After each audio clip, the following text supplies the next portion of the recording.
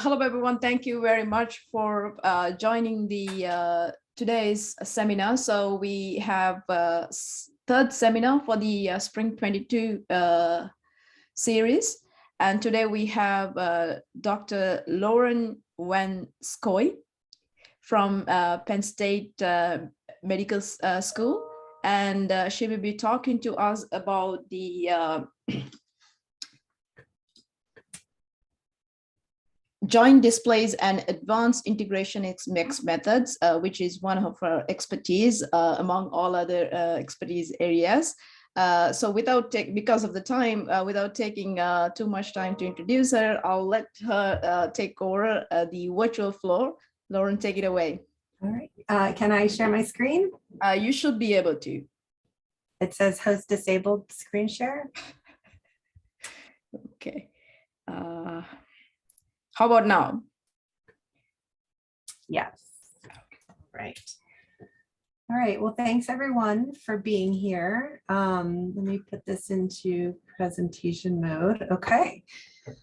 All right. So I'm going to spend the next hour talking about mixed methods integration and joint displays, which are really the key parts of just doing and performing mixed methods research. The objectives for today are, wait, hold on. Do you guys see my screen? Hang on. Yes. Are you seeing the presentation mode or are you seeing the slides? I think we're seeing the slides. Just the slides, right? Yeah. Okay, good. Sorry. I just realized my monitors are backwards from where they usually are. All right. So you just see the one single slide. No, actually, I can see both. Oh, okay. So hold on. Let me fix this. Yeah. So. Yeah. Okay. Hold on. Sorry about that. Oh. Screen sharing. Stop share for a second. Sorry. I'm just showing this. Yeah, they were saying I'm seeing presentation mode. Thanks. Let me see. Are you still seeing presentation mode? This is good. I think this is what you want. We can see one slide at a time. Just the one slide. Okay, good. Yep. Good. All right. Sorry about that. All right. So my camera's over here, but my slide is there, but that's all right. We'll work it out.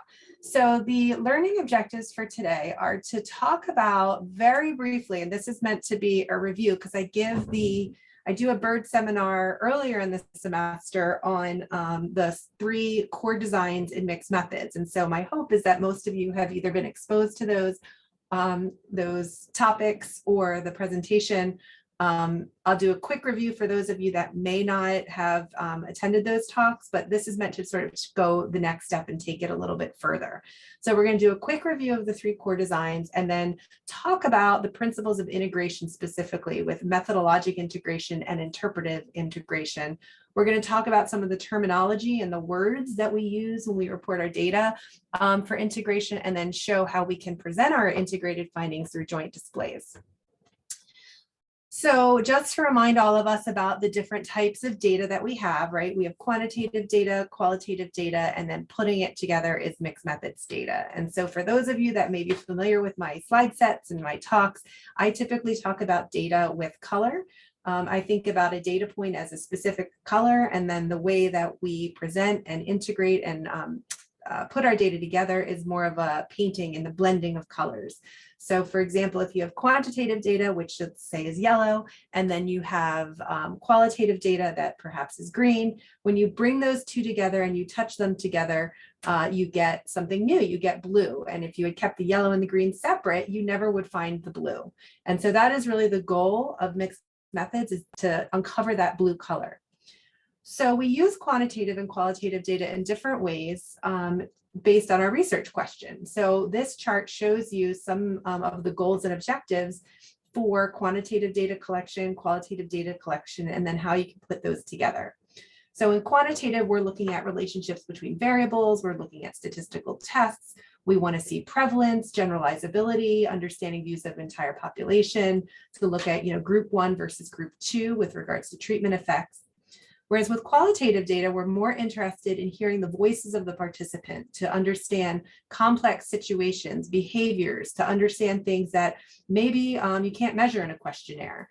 to get multiple perspectives from different stakeholders. All of these are research questions that are geared towards a qualitative methodology. Mixed methods is when you can put those two data sets together to explain them further or explore findings from one data set using another method, to expand or enhance your designs, and to compare and contrast the different findings that you may have from each of your studies. And so when we're thinking about designing our studies and our core method, core designs that we use, you always want to go back to this sort of concept is, what am I using my quant data for? What am I using my qualitative data for? And for what purpose am I going to be mixing or integrating them together?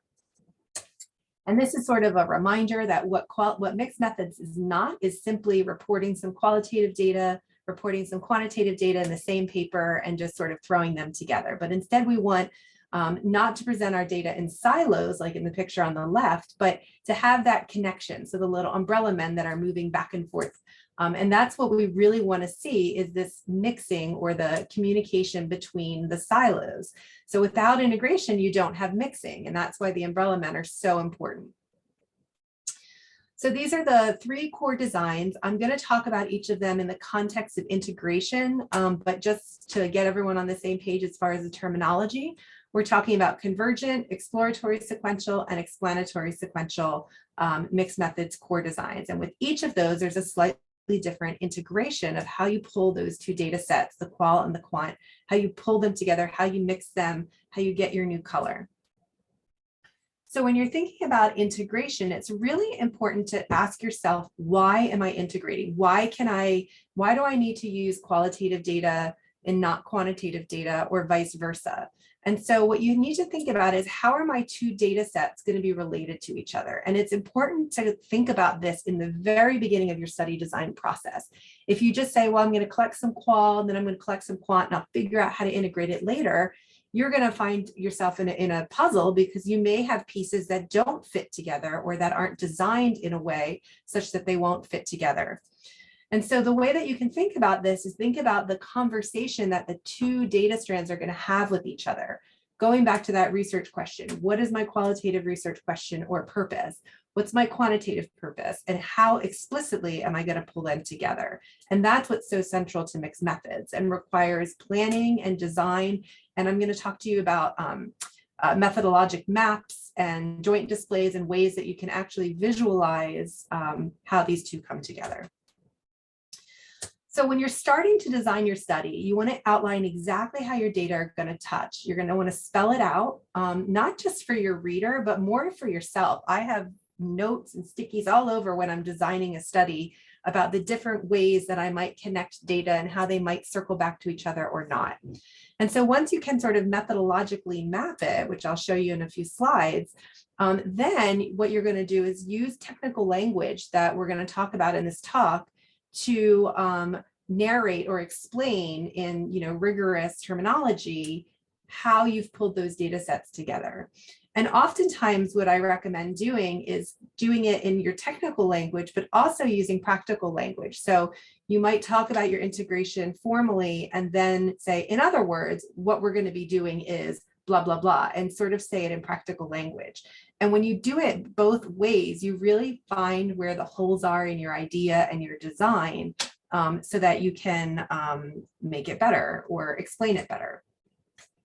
So mapping it out is really important. And that map that you create in the beginning of your study design, I usually spend a lot of time on those maps and these tables, because I end up often using them in my method sections, in my results sections, and in my grant proposals. So it really is a good use of time to spend in advance thinking about integration. This is an article that I recommend. It's called Achieving Integration in Mixed Methods Designs, and it really is a very excellent explanation of the various terminology that we're going to talk about. And a lot of the content from my talk is from this paper. I will say I read this paper like every year. I teach from this paper. I read it over and over, and I feel like I understand the principles in it a little better each time. And so, it's not a one and done type of learning experience with mixed methods. So integration is when we put the colors together in different ways and different patterns. And there are two different ways that we do this. One is methodologically speaking, when we're designing our study, and the terminology there are things like connecting, building, merging, matching, and embedding. And then when we go and we report our results, we have a second layer of integration in interpretation and reporting. And that's when we use things like joint display or narrative description or data transformation. And these are all things that I'm going to get into, but this is sort of the overview that we're going to do methodologic first, and then we're going to jump into the interpretation and reporting. Now, within methodologic integration, there's lots of different ways that you can sort of build your castle. And so these are the terminologies that we're going to go through. I also want to just sort of give you a little foreshadowing about the terminology of a joint display, because oftentimes what I find, and my students do this a lot, is they confuse like these methodologic mapping tables with joint displays. So, the way I guess I've come to understand this is that methodologic maps or methodologic tables are sort of like joint displays. And a joint display is a table or a figure that depicts the points of integration. So in the little picture here, you can see in this visual, you've got three columns, right? You've got the circles, you've got the hexagons, and you've got the squares. Imagine those as three tables in a paper. And you can see very clearly from looking at this, this little toy, how the pieces are similar in color and how they're different in shape. They're similar in height, but they're different in width, and so on and so forth. And so you can see a lot of information just from putting these pieces together in a visual way, side by side. And that's what a joint display is. And we're going to talk about and show you examples of those. And so too, when you're designing your studies in a methodologic map or a table, you want to start thinking about what's going to be the outcome, your joint display at the very end, which is where your results are going to be assembled. But in order to get to that point, you really need to start doing your map and your table early in your study so that when you do go to draw it out, it'll make sense. And I have templates that I'm going to share with you as well. This is just the interpretation level, which I just am trying to point out that it's different than the methodologic. All right, I've already covered this. I'm just going to move on. Okay, so we're going to go through each design and then show examples of maps and examples of joint displays. And I'm going to start with the Convergent design.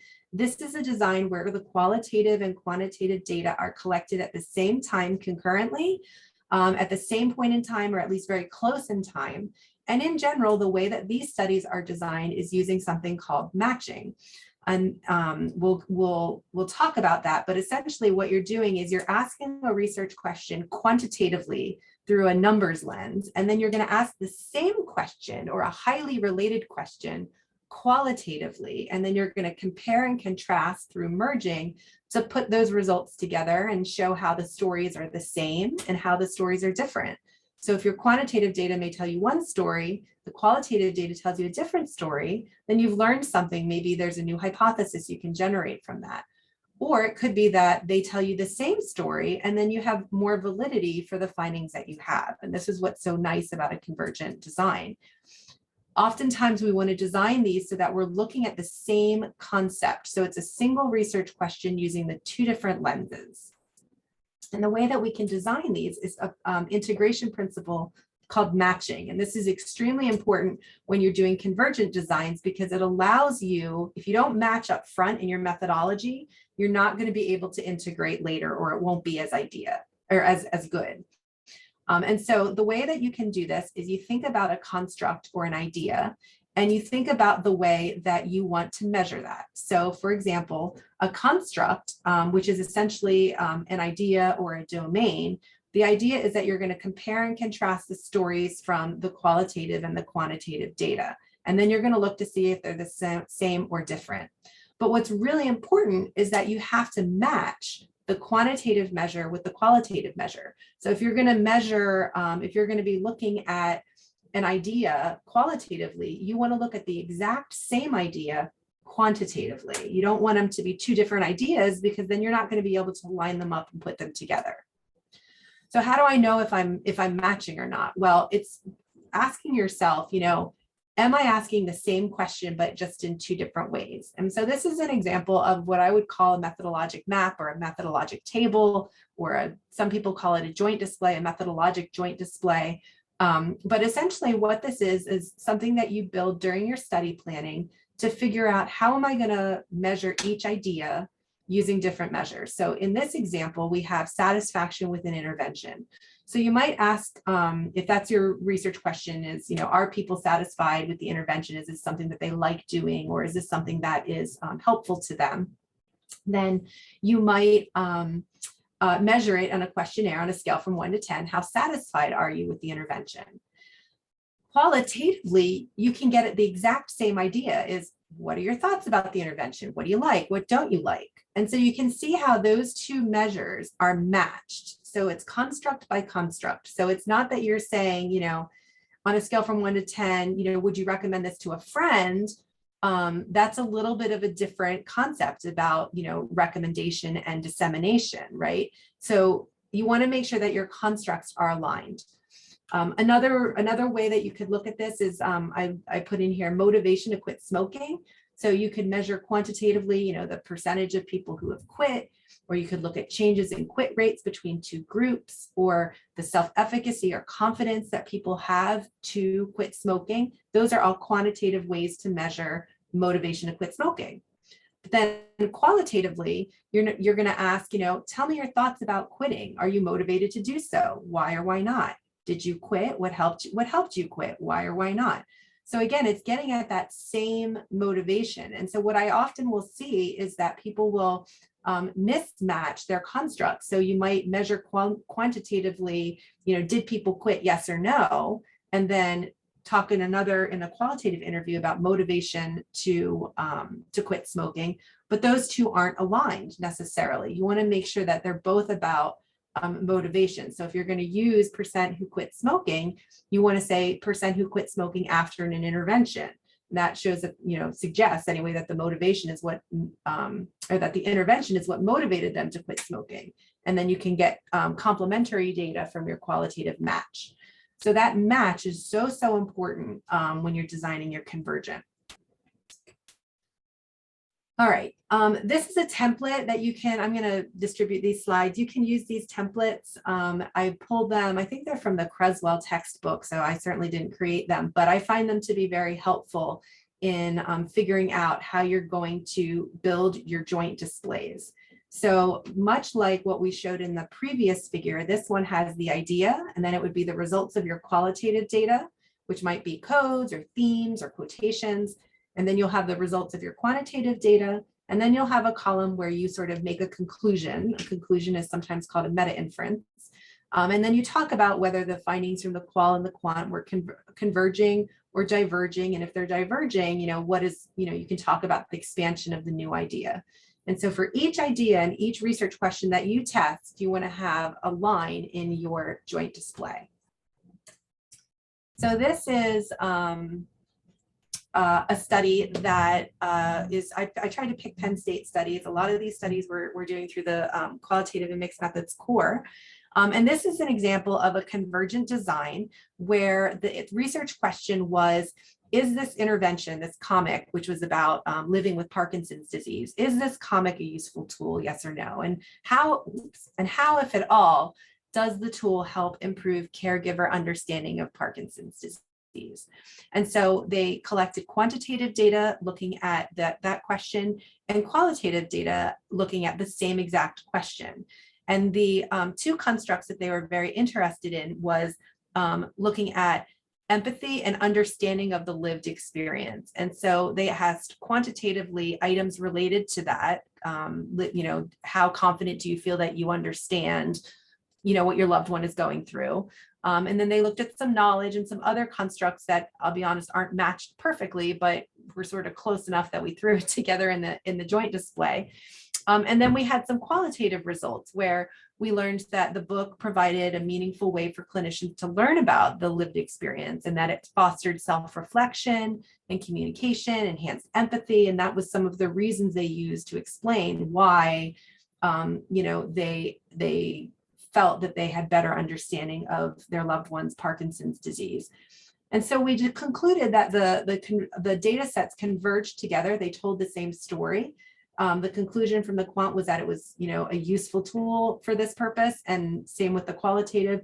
And so the conclusion for that construct was that the book was helpful by providing empathy and understanding of the patient experience, and that they learned new things. And that was sort of the mechanism for how they gained this greater understanding. And that was sort of the new color, right? Was that we learned that they had increased knowledge, and we learned that they had increased understanding. And we put those two together, that could be one of the mechanisms for how that happened.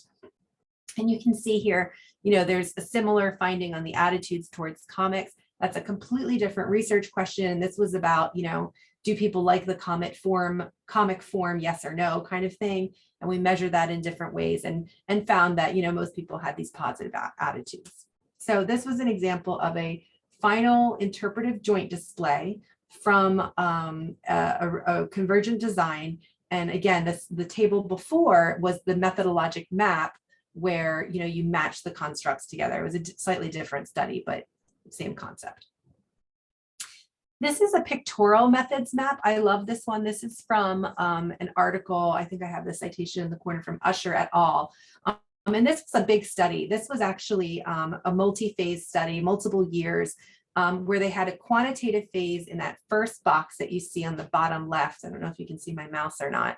But this is the quantitative phase. And then this is the phase where it was really a convergent design over here on the right, this year 3. And what they did is they show on a timeline using a methods map how they are going to pull in their qualitative and quantitative data together. So I can see very clearly from this study design map that, here's their study timeline. And this is the convergent piece that I want you to focus on, because we're talking about the convergent part of the study. But they measured self-efficacy using a Likert scale, and they matched it with the sources of self-efficacy interview guide. And then they explain here, that they had 4 survey questions. I guess it wasn't an interview guide, it was a survey. And, how they analyzed their qualitative, quantitative data, and then how they pulled it together to look at these constructs side by side, but also pulling in the original data from the quantitative phase. So you can kind of see how the whole study comes together in this final integrative phase, where they're comparing the themes and the intersections with unique and shared variants accounted for each of the source of self-efficacies in the quantitative models. So this is all about self-efficacy. They had self-efficacy here. They pulled it all in together and then lined it up side by side with matching of the qualitative data. So I hope that makes sense. That's a really nice little methods map. Oops, that's my little pointing out that we were focusing on that. This is another example of a convergent joint design or joint display. I really like this one because, I don't know, it just sort of like is visually interesting. It pulls me into it. And here, what they were looking at, trying to remember, this was about, I think, in the education field, about math, about how confident people were doing math problems, and how their self-efficacy related to high school students with math. And so they had a questionnaire, and then they had some open-ended survey items that just said, describe something that's happened to you that's made you feel more confident about yourself in math. And then also another question was, describe something that's happened to you that made you feel less confident about math. And so rather than just presenting this single, seemingly uninteresting whiskers plot showing, the scores and the spread of the scores, they peppered some qualitative quotes from participants. This participant was one participant who had a score. It was a high school boy who had a high self-efficacy score. So he was on the higher side of the quantitative data. And this is what he said about confidence, feeling more or less confident. And then here's someone who scored low on the quantitative self-efficacy. And here are some of the things that he or she answered for these questions. And so I think it's a really powerful way to pull those two things together to come up with your new inference. You don't necessarily have to integrate in a way that compares and contrasts. Sometimes you can use a joint display just to support some descriptive data. This is a paper that was published recently by Avram Flam and a medical student, RJ Nordell. And they did some descriptives of a sample that they were doing a study of ultrasound techniques and learning how best to learn ultrasound in pre-hospital paramedics. And what they did is they did focus groups afterwards. And some of the quotes in the focus groups, actually, when we looked at it and interpreted it, we thought, wow, that lays on really nicely. That matches really well with some of the just basic demographics. And we, not only now know, oops, I'm over here.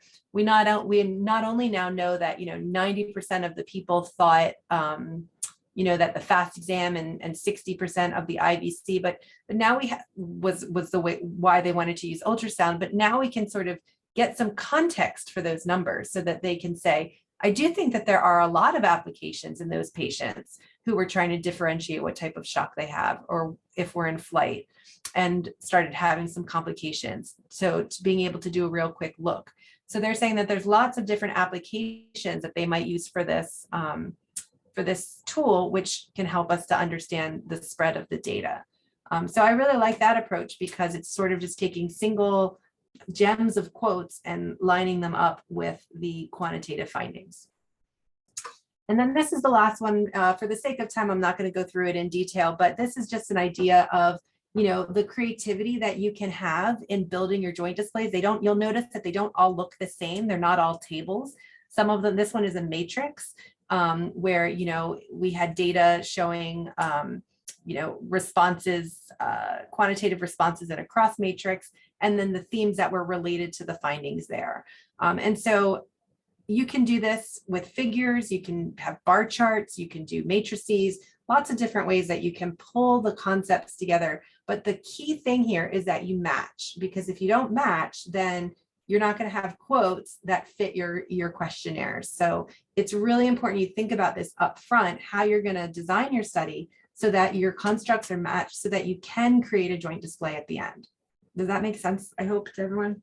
Can I ask a clarification question? Yeah, Lauren? please. So is it correct for me to understand? So I don't have much knowledge about qualitative data and analysis technique of qualitative data, but is it correct for me to understand the value of the joint displays as well as the qualitative data is basically like you see a number from the quantitative data, but instead of the researcher trying to interpret that number, that you are validating that number using the participants itself in the study? Is that a correct understanding? Yeah, that is a great way to say it, is that the data provides cross-validation for one another. So if you have, the qualitative data and people are saying all of these things, and people say, oh, you only did a focus group of 5 people. How do you know? Well, I know because in the survey, we found, this very similar findings in the survey. So we think that this is generalizable from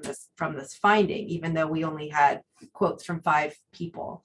And so the goal of the Convergent design is really to look for those similarities between the data sets to strengthen the conclusions of each other. And it's different with it's almost like I planted you. It's different with other designs that I'm going to get into in a moment. But for the Convergent design, that cross validity, that compare and contrast is really, really the key to that study design. Thank you. Yeah.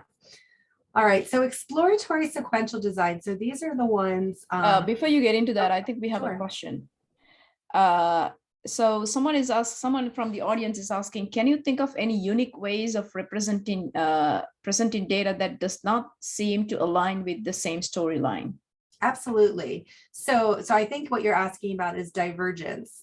So like what do you do? I think what you're asking, and correct me if I'm wrong, is what do you do if, data set 1 tells you, A, B, and C, and data set 2 tells you something totally different. So the way that you manage that is a few things, and that has to do with methodologic rigor. But one thing that I always do in my IRB is I always make a decision up front is I say, okay, if I get divergence, how am I going to handle it? In my work, where I do a lot of research on behavior and communication, I tend to put more emphasis or weight on qualitative data than quantitative data. right? Because when you talk about complex things, qualitative data is a really good way of measuring those things. I don't measure vital signs, which, if I was doing a study of, blood pressure, I would put more on the quantitative data. So it sort of depends on your topic, but one thing you can do is specify upfront how you're going to prioritize the data. And then in your conclusions and in your discussion section of your manuscript, you can say, a priori, we decided, and you can prove it because you have it documented in your IRB, that we would assign more weight or more value to, the qualitative data set in the event that there was divergence. And what you would say is, in the qualitative data, the story was most consistent with this, but these were some things that warrant further study in the quantitative data that seems to counter what is said. So that's one way that you can deal with divergence, is sort of pre-specifying like what your conclusion is going to be. It's, theoretically and conceptually, what do you think is going to give you the best lens through which to view your research question? The other way that you can do that is something called weaving, and we'll talk about that a little bit later, where, narratively you talk about your qual and then your quant and then your qual and then your quant, and you sort of weave the storyline together. And so if you have discrepant data, you can say, well, in the qualitative, we found X, Y, Z, but in the quantitative, we found this, that, or the other. And then in the qualitative for this, we found this, and you sort of like weave it back together and then have these concluding remarks to try to tie it all together. All right. So for exploratory sequential, the way that we do methodologic integration is, and this is again, back in the study design, so we're not presenting findings anymore, we're back in the methodology. We talk about something called building. And what building is when one data set, often the qualitative first, actually will change or alter the way that the second data set is collected.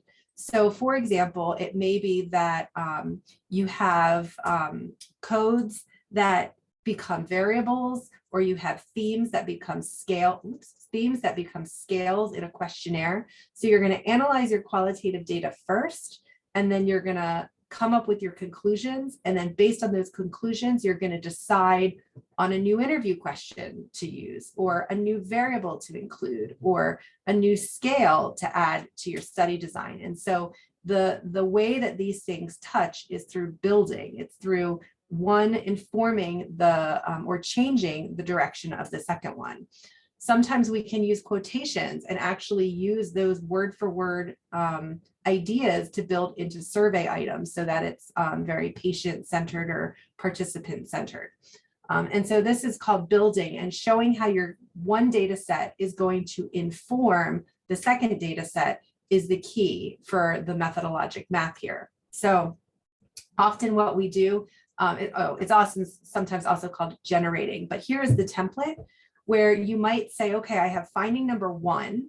And what we did with the qualitative theme was we incorporated it into item number one on the questionnaire. And I'll show you some joint displays that demonstrate that, or some methods maps.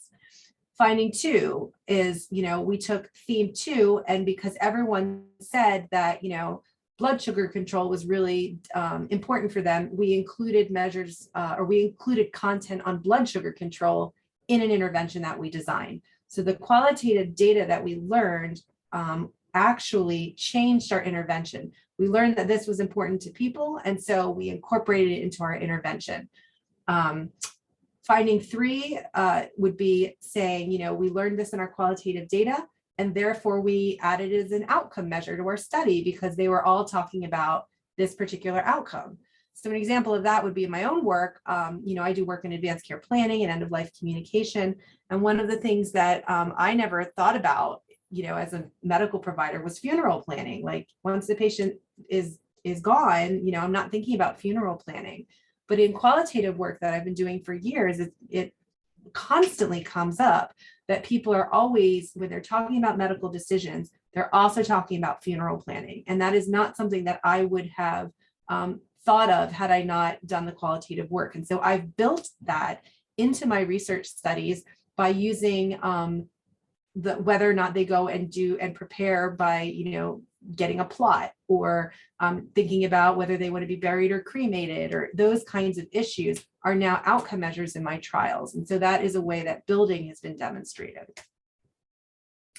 Now, when you present this in your findings, right, in your paper, the final interpretation, it's a slightly different template, right, where you have the qualitative finding and how it, you know, if you had a code or a quote, what that was, and then aligning it with what you did in the quantitative instrument. And so actually putting them side by side. And I think the example here will be a lot clearer. It's very hard to explain from these templates. So here's an example of an exploratory sequential study where, gosh, I don't even remember now what the survey was about, but oh right, it was cultural insensitivity in the with teachers. So they were looking at cultural issues in schools. And so if you look at this first box that I've circled here, the qualitative theme that they got from the students was that their perception was that teachers have prejudice and culturally insensitive remarks, and that they desired teachers to be more respectful and culturally responsive. And so the quote that they put here is, "They should talk to you with some respect that we talk to them with. Some teachers don't have any respect for you, even though you wouldn't disrespect them. We have like our whole caste system going on that teachers have like completely no idea about." And so what the theme here was that, you know, the teachers really need to be more sort of keyed in to the cultural situation going on here and the respect within diverse students. So how they did that is when they're measuring to the extent to which a teacher is, I guess, you know, culturally open, they transformed those themes and those quotes into items on their survey. So to what extent do the teachers listen with an open mind to what students in the different groups are saying? Help students in each of the groups understand how students from the other group feel. So you can see how like survey item number 2 came right out of this quote about this whole caste system, that these teachers have no idea what's going on in our different groups. You know, they call them castes, but they changed it to group to be probably a little more broad. And so you can actually see the derivation of the survey like right before your eyes coming straight out of the qualitative data. Oops, okay. All right, the next one is explanatory sequential. This is like my favorite study design. I use it all the time because my data never works out the way that I want it to. And so explanatory sequential is a study design when you typically start with the quantitative data and maybe you test a hypothesis or you do a survey and look at descriptive statistics, or you get a finding, and then you maybe find something, you do your analysis, and then you find something that's potentially surprising or not what you expected, and you design and connect and build a second arm to the qualitative to better explain it, and then you link it back to get your final results. And doing all of that in one paper can be extremely effective. Really, like let's say that you do a trial and you have negative results and you have no p-value and it's like 5 years of work down the tubes. Well, qualitative can come in and save the day and can help you to understand maybe why you didn't get some of the p-values that you were expecting. So with the way that we can do this type of integration is twofold. First is connecting, and then later I'll show you explaining. So in the beginning, connecting is when you take the one data set, right? We saw this exact term back in exploratory sequential, and it sort of informs or touches or changes the second sample. And the way that this happens in explanatory is often through something called purposive sampling. And this is when you can sample participants based on the way they responded to a survey, or maybe they did a behavior or they didn't do a behavior, or maybe they expressed an opinion and you want to explore that more. And so what you can do is actually sample participants for qualitative inquiry based on the way that they respond to a quantitative survey. And sometimes you can even do this in real time. If you're doing a mixed method survey, you can design red caps such that if someone says, you know, I strongly disagree, and you're like, well, why? You know, if maybe that's an outlier opinion and you want to know why, you can have red cap pop up a field that says, you answered strongly disagree. Can you say more about why you feel that way?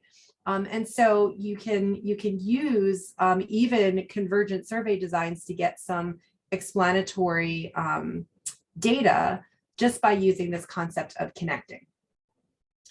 Now, whether who you choose to include in your qualitative strand will depend very much so on what your research question is. So if you're looking to understand or explain convergence, you're going to want to sample the typical cases, the cases who responded beautifully to your intervention. And if you have a hypothesis that my intervention works because, you know, XYZ, because it's culturally attuned to this particular sample, you might want to interview them and ask them, you know, why did you complete the intervention, or why did this affect you in this way?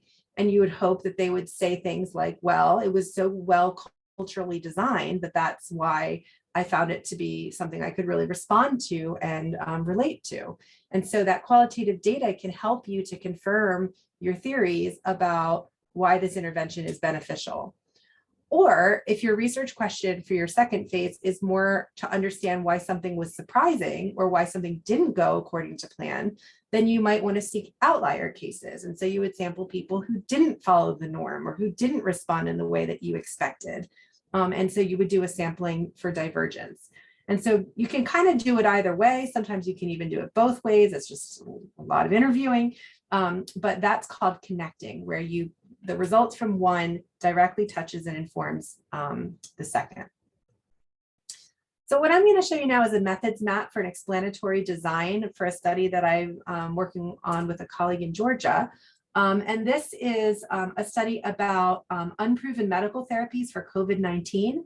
So these are medications like ivermectin or Plaquenil or hydroxychloroquine, some of the medications that people tend to come into the healthcare system and request, even though they have been shown in multiple trials not to be effective. And this is a phenomenon that, you know, I'm a pulmonary critical care doc as well. So I see this all the time, and it's like very frustrating. You know, why are people asking for these medications that don't seem to like work, and people are very distrustful of clinicians when we say that they don't work. And so there are some clinicians that will just prescribe these medications just to try to like appease the family. And so what we were interested in learning is, what is the impact of honoring these requests for these unproven medical therapies that may not have a high risk, but they may have benefits, right? They may, by prescribing them for someone who wants them, it may help them with healthcare trust. So quantitatively, we're interested in what is the impact on trust.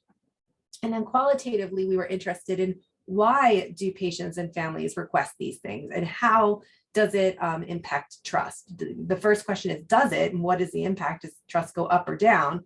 And then the second is, how and why does that happen? So the way this study was designed, this is the methodologic map that we actually drew for our project, where we said, okay, let's make sure that we match, because we only have the participants for one shot, one interview. So we wanted to make sure we'd be able to connect and integrate in a way that made sense.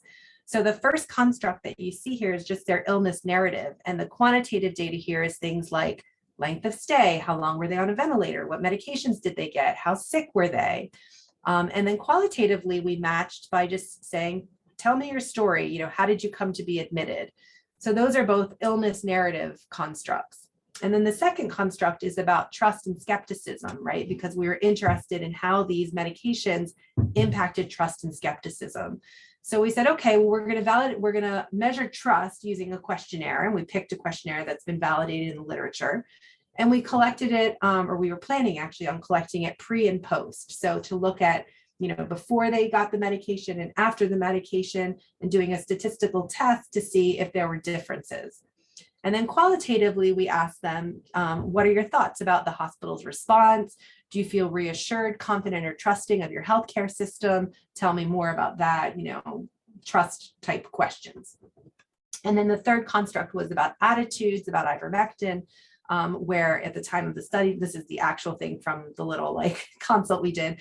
We hadn't decided on the questionnaires, but we knew we were going to get questionnaires that we were going to collect pre and post, and then ask qualitative questions, you know, about ivermectin and why did you request it, and tell me about the conversation you had with your doctor. And we went so far as to even draw, this is before we did the study, we're collecting data now. So what we did is we tried to guess how our data would shake out to make sure that we would be able to integrate it based on what we found. So we posited that there would be a group of people who had increased trust after they received the medication, and that they might say things like, well, I was more trusting because I felt like the hospital tried everything they could do, and I felt heard and I felt listened to. And that was sort of our thinking. So that's why we made sure that we matched those questions to try to make sure that we would capture those themes so we could actually relate them to our quantitative trust questionnaire. And then we thought, okay, well, then there's going to be people who are decreased in trust. So, you know, it could be that they were just like had these like fixed beliefs that, you know, they weren't going to be trusting no matter what.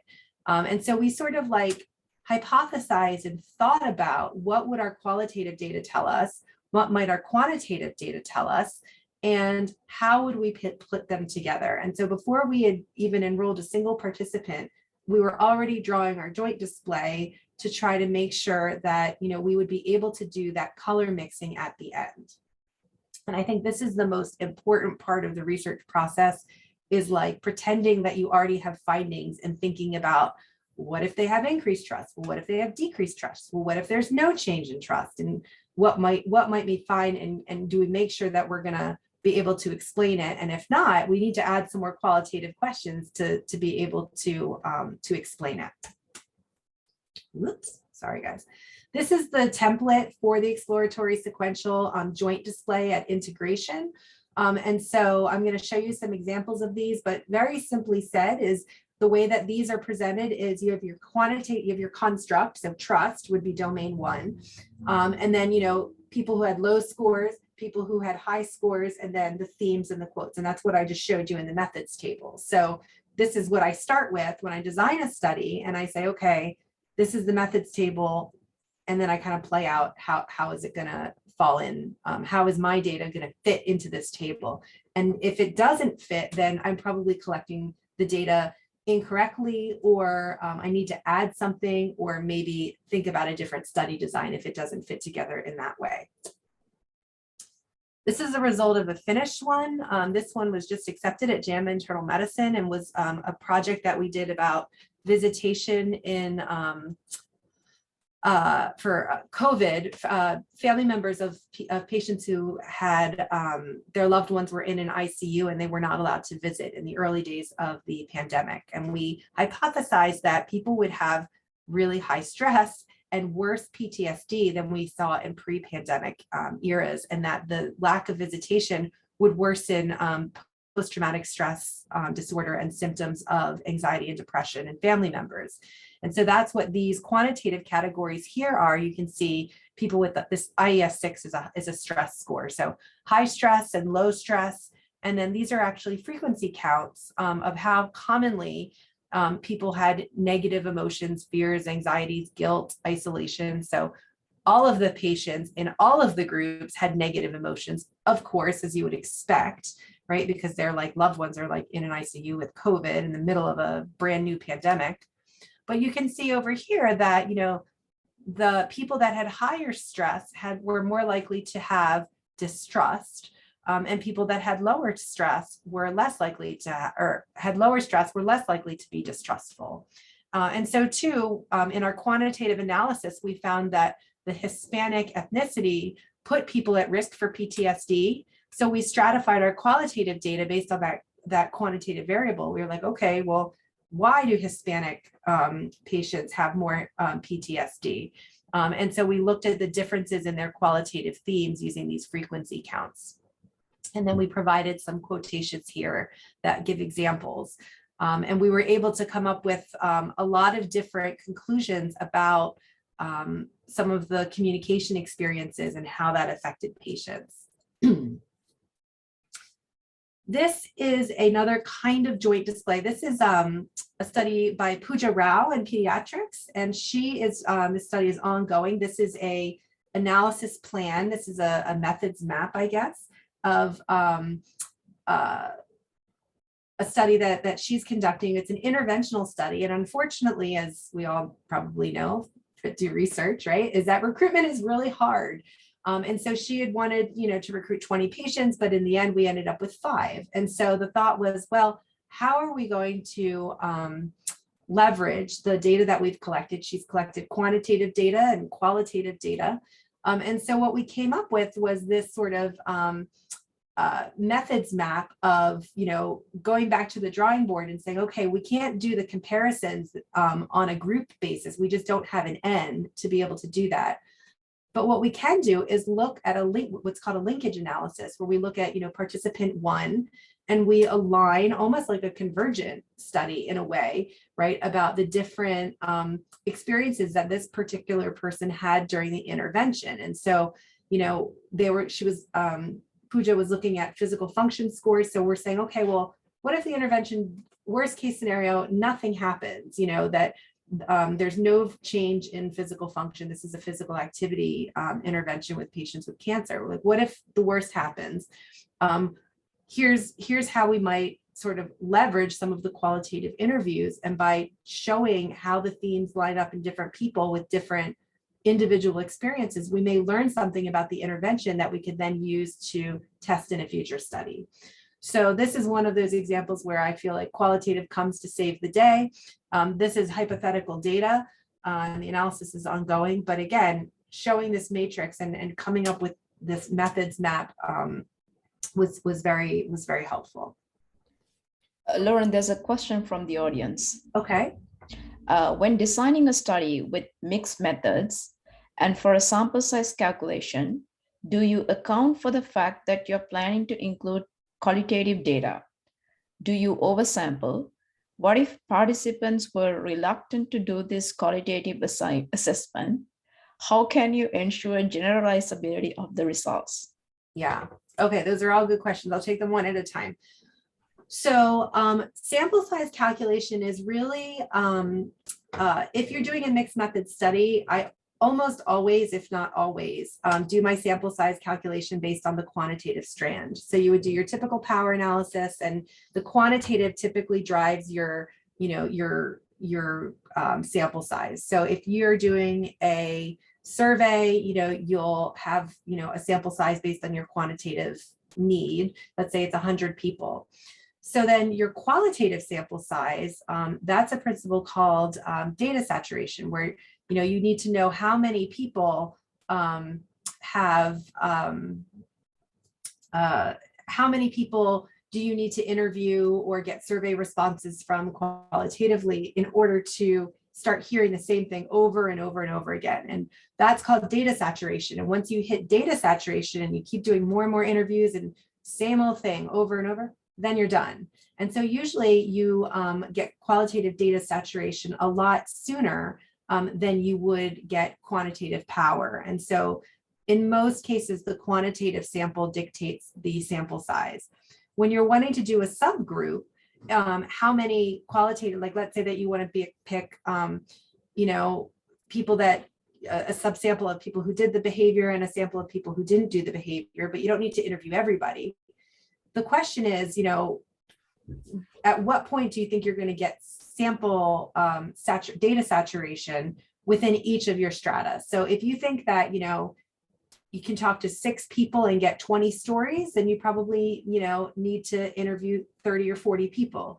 If you think you can talk to, 10 people and get just 2 stories, then you probably only need to talk to those 10 people. So a way to understand that would be, if you ask people, hey, what do you think of the COVID pandemic? You're going to get 2 stories, right? You're going to get like, oh my God, it was like the worst thing ever. It totally uprooted my life. And you're going to get people that are like, yeah, whatever, it was all overblown. And maybe you'll get a couple slices in between. Maybe you'll get 4 stories. But for the most part, you're going to get story A or story B. There's not a lot of variability, right? You wouldn't expect there to be huge variance. But if you ask the question differently, if you ask, how did the COVID pandemic affect your family? You're going to get way more than just 2 stories. Right? You might get, the working mom story, or the single dad story, or, the story of someone, working in a grocery store. Like, you're going to get a totally different perspectives, right? And lots of different ways that people are going to have been affected and how their family would be affected. People with young children, people with elderly parents in a nursing home. So you might expect, 6, 7, 8, 9, 10 stories. And so you would want to sample more people to get saturation for those stories. And so those are the considerations. And when you're trying to figure out how to sample for mixed methods, you need to think about, what's my quantitative sample? And then within that, what's my qualitative sample? I hope that answered the question. There was something about generalizability. With qualitative data, the goal is not generalizability, it's depth and understanding. So with generalizability, the only way that you can really assure generalizability is through your quantitative sample. And even then you can't ever assure generalizability. And that's a whole different talk, by the way, is rigor of qualitative methods. Okay. And I have a blank slide. Very good. Okay, here's another example of an explanatory sequential joint display. And I'm not going to go through this one in detail, but I like this one because of the colors and because, you can see the quantitative and then you can see the qualitative. And this is explanatory because they sort of picked people to based on their responses to a broader survey. And so the way that this study design made it explanatory, but this is just another cool way of incorporating visuals in a joint display that's a little different than a table like some of the other ones I've shown you. This is another way of showing qualitative data. So you'll notice that sometimes we present qualitative data as themes and words, and sometimes we present it as frequency counts. How many times did people have satisfaction with media or dissatisfaction with media? This is qualitative data that we ended up categorizing. Someone went on and on and on and on and on, but you can boil it down to they were satisfied with the media, right? And so what we do in these kinds of joint displays is take the response of a quantitative survey. So here, trust, right? So here's the high trusting group and the low trusting group. And then we subdivided them into white and non-white, and then looked at patterns among high trust whites and high trust non-whites, and how they were satisfied or dissatisfied with the media. We looked at patterns here, and we did the same strata with low trust. So this is a way that we took our quantitative trust scores and overlaid it with qualitative data and transformed our qualitative data into frequency counts. So that was sort of a fancy integration. Okay. Lauren, it's already 5, but you lost a few minutes at the beginning just because of technical issues. So if you want to, I mean, I don't know whether you want to wrap it up in with the better ideas. I just wanted to give you a heads up. Yes, no, absolutely. So why don't we go just to my final slides? Thank you for the time notification. I'm sure no one wants to stay past 5.